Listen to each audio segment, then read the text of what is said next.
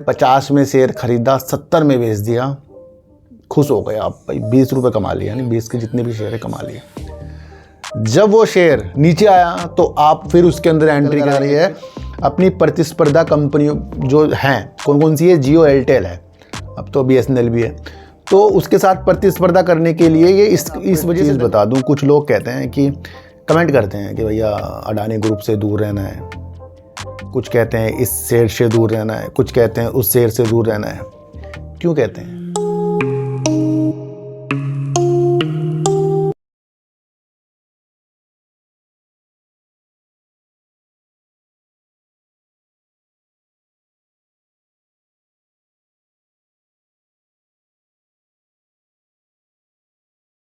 नमस्कार, मैं स्वागत करता हूं आपका अपने ही चैनल पर जिसका नाम है सार्थक बाजार से। आज बात करेंगे सर JSW एनर्जी की। उसने क्या NHPC के साथ काम किया है, थोड़ा सा JSW एनर्जी को और जानेंगे। बात करेंगे रिलायंस इंफ्रा की, उसे क्या निर्यात के लिए कुछ ऑर्डर मिला है डिफेंस के साथ। दूसरी बात करेंगे वोडाफोन आइडिया की, क्या वो अपने नेटवर्क के लिए क्या करने जा रहा है जिससे कि जो वोडाफोन आइडिया से निकल कर एयरटेल और जियो में सब्सक्राइबर जा रहे हैं उस पर रोकथाम लगा सके। ये न्यूज़ है, ये सूत्रों ने बताया, कुछ लोगों ने बताया नाम ना बताने की शर्तों में, पर न्यूज़ अच्छे चैनल पर आई है। फिर भी जब इस तरीके की न्यूज़ आती है तो अपने को दोनों पहलू से समझकर चलना पड़ता है ना। तो इन सब की आज हम बात करेंगे, और बात करने से पहले थोड़ा सा मैं आपको एक चीज़ बता दूं।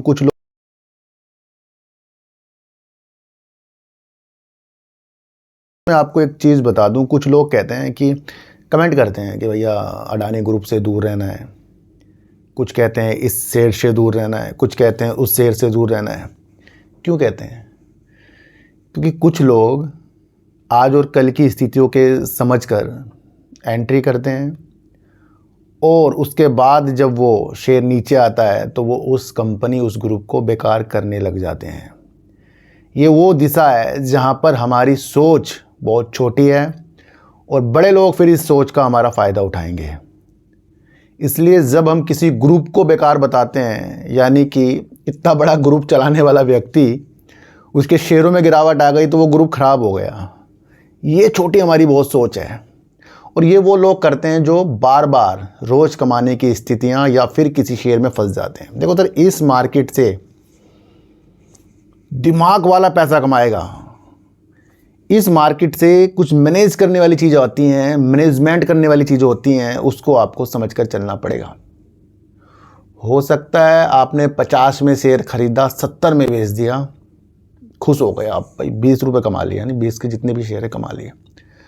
जब वो शेयर नीचे आया तो आप फिर उसके अंदर एंट्री करेंगे, फिर आप उसके अंदर कमाएंगे, फिर वो ऊपर जाएगा, आप थोड़ी देर रुकेंगे, वो ऊपर ही जाए जा रहा है, आप बर्दाश्त नहीं हो रहा, मैंने पहले बेच दिया, आप फिर उसे लपकने के लिए पकड़ेंगे। जहाँ पर आपने लपका वो आपकी एवरेज से भी 50-60 रुपये ऊपर था, अब वो वहाँ से फिर गिरना शुरू होगा। तो यानी कि अगर आपने 20 रुपये 30 रुपये प्रति शेयर में कमा लिए तो आप वहाँ देकर जाएंगे। क्यों? क्योंकि हमारी वो इच्छाएँ हैं कि शेयर भाग रहा है, शेयर नीचे आएगा तो खरीदूंगा, ऊपर जा रहा है तो बेचूंगा, ये इच्छाएं हैं, इसी से हम बर्बाद हो जाएंगे। हम उसका मैनेजमेंट नहीं करते हैं। तो सर मैं आपको एक चीज़ बताऊं, अगर मैं किस तरीके से वर्क करता हूं, थोड़ा सा बता रहा हूं आज, नहीं तो बताने वाली चीज़ ही है कुछ।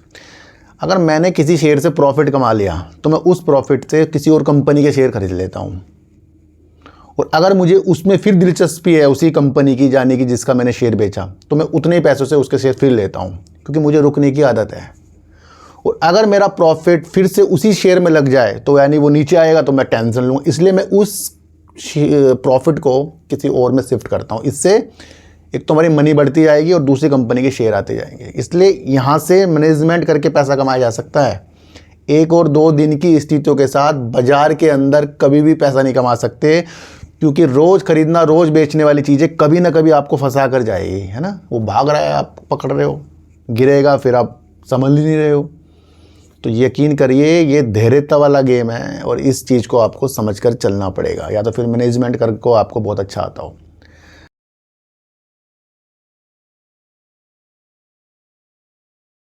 बात करेंगे JSW एनर्जी की, और इसकी बात करने से पहले थोड़ा सा इसके बारे में अगर हम चीज़ों को समझें कि भैया किस किस क्षेत्र में कंपनी वर्क करती है, तो सर JSW एनर्जी थर्मल, कोयला आधारित, हाइड्रो, पानी आधारित और सौर ऊर्जा संयंत्रों के माध्यम से बिजली का उत्पादन करती है। कंपनी बिजली को एक स्थान से दूसरे स्थान तक पहुंचाने के लिए प्रसारण लाइनों का उपयोग करती है। JSW एनर्जी बिजली को थोक में खरीदती है और बेचती है, जिससे बिजली बाजार में तरलता और दक्षता सुनिश्चित होती है। नवकरणीय ऊर्जा में निवेश। JSW एनर्जी अक्षय ऊर्जा स्रोतों में निवेश करने अपनी बिजली उत्पादन क्षमता का विस्तार कर रही है, जैसे कि सौर और पवन ऊर्जा में। और मैं आपको थोड़ा सा और बताऊं तो बिजली क्षेत्र में विकास। JSW एनर्जी बिजली क्षेत्र में विकास के अवसरों की तलाश करती है, जैसे कि अधिग्रहण और संयुक्त उद्यम से। आपको कुछ पहले भी सुनने को मिला था कि JSW एनर्जी ने रिलायंस पावर से 45 मेगावाट की पवन ऊर्जा 132 करोड़ रुपए में खरीदी है। यानी कि इस क्षेत्र से जो ये काम JSW एनर्जी ने करा, तो वो अपनी पवन ऊर्जा को बढ़ाने के लिए, पोर्टफोलियो को अच्छा करने के लिए ये सौदा उसने रिलायंस पावर से भी किया है। ये सौदा JSW एनर्जी की सहायक कंपनी JSW नियो एनर्जी द्वारा किया गया है। ये परियोजना महाराष्ट्र के वासपेट में स्थित है। दूसरी अगर हम चीज़ों को आपको और समझाएं तो नवकरणीय ऊर्जा, पवन, सौर ऊर्जा भंडार और पवन स्टोरेज पर ध्यान केंद्रित कर रही है। कौन? JSW एनर्जी कर रही है। कंपनी थर्मल स्पेस में भी अवसरों की तलाश कर रही है, खासकर जब दीर्घकालीन PPA उपलब्ध हो। अगर हम कंपनी का मार्केट कैप देखें तो 90,306 करोड़ का है। करंट प्राइस अगर देखें तो 517 रुपये करीब का है। हाई कंपनी ने 805 रुपये करीब का और 419 करीब का कंपनी ने लो दिखा दिया था। मार्च 2024 की अगर हम कंपनी की बात करें तो कंपनी 756 करोड़ का सेल कर दी थी और 345 करोड़ की कंपनी ने प्रॉफिट कर दिया था। मार्च 2025 में अगर हम चीज़ों को और समझें तो कंपनी ने 3,189 करोड़ की कंपनी ने सेल कर दी थी और करीब करीब प्रॉफिट 415 करोड़ का कंपनी ने कर दिया था। रिजर्व की अगर हम बात करें, कंपनी का रिजर्व है 25,616 करोड़ रुपए करीब का। उधार कंपनी में ज़्यादा है जो 50,185 करोड़ रुपए करीब का है। प्रमोटर की बात करें तो 69.26% के प्रमोटर हैं। एफआईज की अगर हम बात करें तो 13.43% की हैं और डीआईज की अगर हम बात करें तो 10.94% की है। और अगर हम अदर की बात करें तो 0.14% की, और अगर हम पब्लिक की बात करें तो 6.21% की है। तो ये तो इसका फंडामेंटल था, कंपनी क्या वर्क करती है ये चीज़ों के साथ था। और JSW एनर्जी उभरती चीज़ों के लिए भी वर्क कर रहा है, जैसे नवकरणीय ऊर्जा की तरफ ज़्यादा बढ़ने की स्थितियाँ देख रहा है ये पवन और सौर की तरफ। दूसरा, इसने सौर और पवन के लिए किसके साथ समझौता किया है, और वो किया है इसने NHPC के साथ।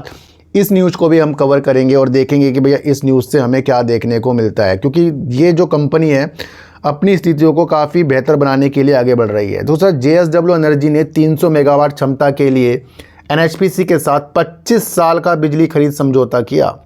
JSW एनर्जी ने राजस्थान और आंध्र प्रदेश में 300 मेगावाट की सौर पवन हाइब्रिड परियोजना के लिए NHPC के साथ दीर्घकालीन विद्युत खरीद समझौते पर हस्ताक्षर किए हैं। देखो सर, मैं आपको और बताऊं तो पर ये जो परियोजना है करीब करीब 24 महीने के भीतर चालू होने की उम्मीद है, यानी 2 साल के अंदर कंपनी इसको चालू करने की स्थितियों में भी देख रही है। और अगर हम और चीज़ों को समझें तो इस सौदे के साथ JSW एनर्जी का कुल लॉक इन जनरेशन पोर्टफोलियो करीब करीब 29.9 गीगावाट है, जिसमें से 12.5 गीगावाट की परिचालन क्षमता है और करीब करीब 12.8 गीगावाट निर्माणाधीन है। कंपनी के पास करीब करीब 29.3 गीगावाट की ऊर्जा भंडार क्षमता भी है, जिसमें हाइड्रो पंप स्टोरेज और बैटरी सिस्टम शामिल है। JSW एनर्जी ने वित्त वर्ष 2030 तक 30 गीगावाट उत्पादन क्षमता और 40 गीगावाट घंटा भंडार क्षमता तथा 2050 तक कार्बन दक्षता प्राप्त करने का लक्ष्य रखा है। तो ये कंपनी की विशेषताएं जहां पर इसने NHPC के साथ अपने पोर्टफोलियो को बढ़ाया, और जो भी इसकी विशेषता हमने देखी है, कंपनी अच्छे वर्क के साथ आगे बढ़ रही है।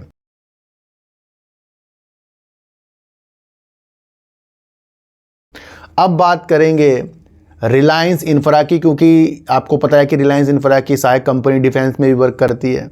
और उसी तरीके से एक न्यूज़ निकल कर आ रही है जहां पर हम चीज़ों को अगर समझें तो यहां पर हमें देखने को मिल रहा है कि रिलायंस इंफ्रा की सहायक कंपनी को जर्मन रक्षा कंपनी से करीब करीब 600 करोड़ रुपए का ऑर्डर मिलने के बाद उसके शेयरों में 5% का अपर सर्किट लगा। वो कल लगा था भैया, ये कल की न्यूज़ है, लेकिन हमें समझना है कि इसने जो सहायक कंपनी ने वर्क किया वो रक्षा के क्षेत्र में किया है। रिलायंस इंफ्रा शेयर मूल्य पिछले 5 वर्षों में इस शेयर में करीब करीब 1000% से अधिक की वृद्धि हुई है। अच्छा, कुछ लोग इस कंपनी को पेनी स्टॉक बता रहे हैं। देखो सर, मैंने जब इसकी वीडियो फुल डिटेल वाली वीडियो बनाई थी, जब इसने रक्षा की चीज़ें हमें बताई थी, तो मैंने इसकी फुल डिटेल वीडियो बनाई थी आपके लिए, और वहाँ पर एक व्यक्ति ने कमेंट कर दिया कि पेनी स्टॉक है, कहाँ पर इसमें लोगों को फंसा रहे हो। देखो सर, मैं वीडियो बना रहा हूँ कंपनी की न्यूज़ को बताने के लिए, इसमें फंसाने की स्थितियाँ कहाँ हैं। सबसे पहले तो आपको यही नहीं पता कि पेनी स्टॉक किसे कहते हैं और अच्छे स्टॉक किसे कहते हैं। पेनी स्टॉक इतने बड़े बड़े लेन देन कभी नहीं करता, ये आप समझ कर चलना, है ना। तो उन स्थितियों को आपको समझ कर चलनी चाहिए। दूसरी स्थितियों को अगर मैं आपको और बताऊं तो कंपनी ने ये भी कहा है कि हाईटेक गोला बारूद क्षेत्र में अब तक का सबसे बड़ा ऑर्डर है। कंपनी ने कहा ये ऑर्डर वैश्विक रक्षा और गोला बारूद आपूर्ति श्रृंखला में एक विश्वसनीय भागीदारी के रूप में अपनी स्थिति को मजबूत करने की रिलायंस डिफेंस की रणनीति में एक महत्वपूर्ण मील का पत्थर है, जिसमें यूरोप पर विशेष ध्यान दिया गया है। एक्सचेंज फाइलिंग में कहा गया है कि रिलायंस डिफेंस का लक्ष्य देश में टॉप 3 रक्षा निर्यातकों में शामिल होना है। देखो सर, कितनी बड़ी ये वर्ल्डिंग, मैं आपको बताऊं कितनी बड़ी वर्ल्डिंग है रिलायंस इंफ्रा की, कि ये जो टॉप देश के अंदर रक्षा की कंपनियां हैं जो निर्यात करती हैं, तो उसके अंदर ये तीसरे नंबर पर आने के लिए तैयार है। बहुत बड़ी ये स्टेटमेंट होती है, इसी चीज़ का आपको समझ कर चलना। दूसरी अगर मैं आपको चीज़ों को और बताऊं, और जर्मन कंपनी के बीच सहयोग दीर्घकालिक सहयोग के लिए दोनों पक्षों की आपसी प्रतिबद्धता को दर्शाता है और स्वदेशी रक्षा विनिर्माण क्षमताओं को मजबूत करके आत्मनिर्भर भारत और मेक इन इंडिया पहल को आगे बढ़ाता है। राइन मेटल एजी के मुख्य कार्यकारी अधिकारी आर्मिन पेपरगर ने कहा कि ये सहयोग प्रधानमंत्री नरेंद्र मोदी के नेतृत्व में भारत के साथ साझेदारी करने की कंपनी की मजबूत प्रतिबद्धता को दर्शाता है। तो ये भी आप समझ कर चले, यहाँ पर एक अच्छा खासा ऑर्डर जो है रिलायंस इंफ्रा को मिल गया है। अब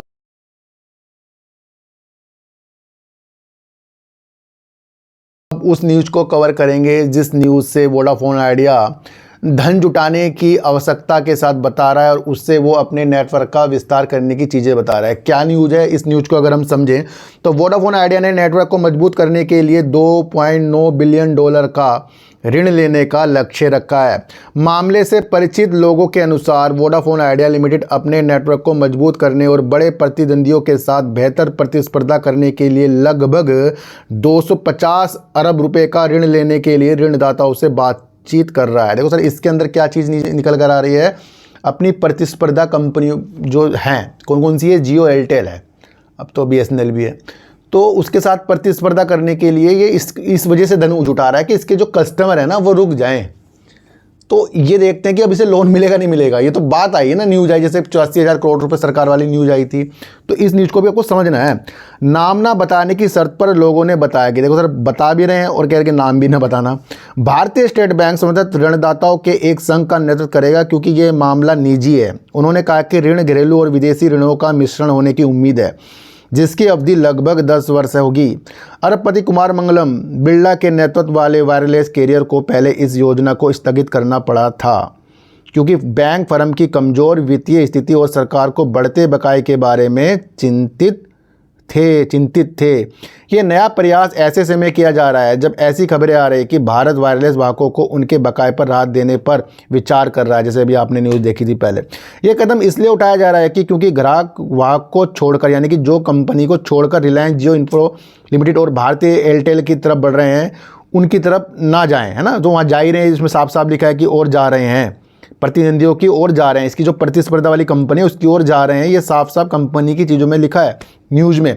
सफल ऋण जुटाने से वोडाफोन आइडिया को अपने पूंजीगत व्यय को निधि देने और बाजार हिस्सेदारी को पुनः प्राप्त करने के लिए एक तेज़ नेटवर्क शुरू करने में मदद मिलेगी। देखो, जब तक कि इसका 5G और 4G का विस्तार ज़्यादा नहीं होगा तो इसके कस्टमर कैसे रुक जाएंगे। देखो सर, मैं आपको एक चीज़ और बताऊँ कि अगर हम स्थितियों को समझें, आप नई टेक्नोलॉजी को अपनाने के लिए पुरानी टेक्नोलॉजी को आप छोड़ोगे ही।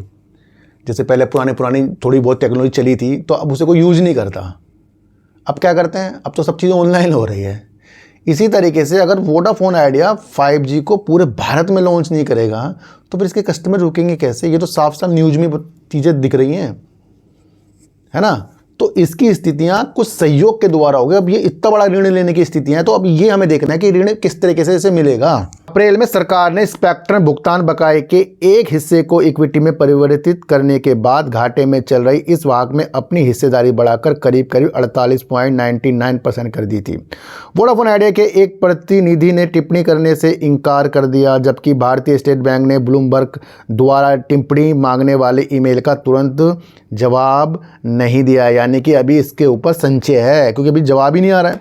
लोगों ने बताया कि वैश्विक बैंकों के भी इस कंसोर्टियम में शामिल होने की उम्मीद है। यानी कि जो वैश्विक बाहर के जो बैंक हैं, बड़े बड़े बैंक हैं, तो वो पैसा देने के लिए यहाँ के बैंकों के साथ एक संयुक्त में एक लोन देने की स्थिति पैदा करेंगे। यानी सारे बैंक मिलकर इकट्ठे लोन दे सकते हैं। उसमें वैश्विक बैंक भी आ रहा है, जैसे कि आपने एक कस्टोडियम माध्यम देखा था यस बैंक को संभालने के लिए, जहां SBI ने बनाया था।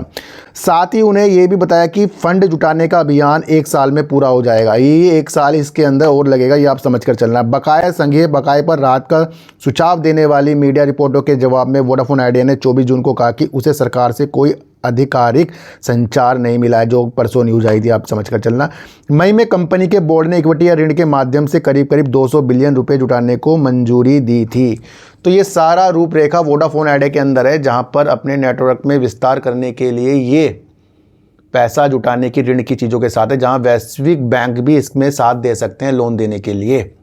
तो वो आज मैंने आपको स्थितियाँ समझाई। आज की वीडियो आपको कैसी लगी एक बार मुझे ज़रूर बताना। किसी को भी खरीदने बेचने की नीतियाँ मेरे चैनल पर बिल्कुल भी नहीं है। मैं आपको इतनी से एक बात बता दूं, मेरा कोई टेलीग्राम कोई व्हाट्सएप ग्रुप नहीं है, नहीं आज तक मैंने बनाया है। मैं आपको सच्चे दिल से वीडियो बनाता हूँ, जो न्यूज़ आती है उसको अलग अलग तरीके से समझाता हूँ। किसी को भी खरीदने बेचने के टारगेट नहीं बताता हूँ, बस ये आप समझ कर चलना। तो हमें समझना है और समझ के ही आगे बढ़ना है। तो चींटू को आटा दीजिए, गाय को रोटी दीजिए और अपने बच्चों को ज़्यादा से ज़्यादा प्यार कीजिए, क्योंकि बच्चे ही आपकी मासूमियत से किस्मत पलटेंगे। तो फिर मिलेंगे आपसे नई वीडियो के साथ, जब तक के लिए नमस्कार।